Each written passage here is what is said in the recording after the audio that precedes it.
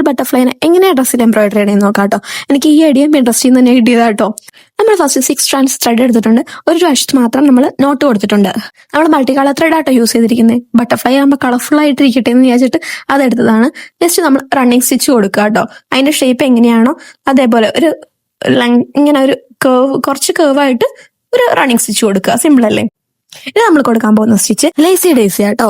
നമ്മൾ നേരത്തെ ചെയ്തിട്ടുണ്ട് ഇതിന്റെ വീഡിയോസ്. നേരത്തെ പറഞ്ഞിട്ടുള്ളത് പോലെ നമുക്ക് ഫ്ലവേഴ്സും ലീവ്സും അങ്ങനെ ഒട്ടുമിക്ക കുറേ സാധനങ്ങൾ ഈ ഒരു സ്റ്റിച്ച് പഠിച്ചു കഴിഞ്ഞാൽ ചെയ്യാൻ പറ്റും കേട്ടോ. എൻ്റെ ഒരു അഭിപ്രായത്തിൽ വൺ ഓഫ് ദ ഈസിയസ്റ്റ് സ്റ്റിച്ചാണ്. അതുമില്ല, പെട്ടെന്ന് തന്നെ തീരുകയും ചെയ്യും. സമയം ഇല്ലെങ്കിൽ പെട്ടെന്ന് തന്നെ ചെയ്തെടുക്കാൻ പറ്റുന്ന ഒരു സ്റ്റിച്ചാട്ടോ ഇത്. നമ്മൾ ഒരു കാര്യം മാത്രം ശ്രദ്ധിച്ചാൽ മതി, ഭയങ്കരമായിട്ട് ഇങ്ങനെ വലിഞ്ഞു പോകരുത്. നമ്മളിങ്ങനെ ലൂപ്പിൽ ഇങ്ങനെ താഴത്തേക്ക് കുത്തത്തില്ലേ, ലൂപ്പ് ഉണ്ടാക്കിയിട്ട് താഴത്തേക്ക് ഇറക്കുമ്പോഴത്തേക്കും താഴത്തേക്ക് വലിക്കുന്ന നൂല് ഭയങ്കര സ്ട്രെങ്ത്തിൽ വലിക്കാതിരിക്കുക.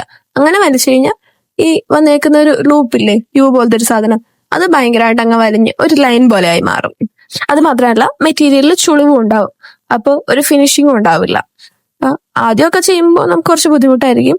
ഈ ഒരു മെത്തേഡ് ട്രൈ ചെയ്ത് നോക്കിയാൽ മതി. ഇതാണ് കുറച്ചും കൂടി ഈസിയസ്റ്റ് മെത്തേഡ് ലേസി ഡേസി ചെയ്യാനായിട്ട്.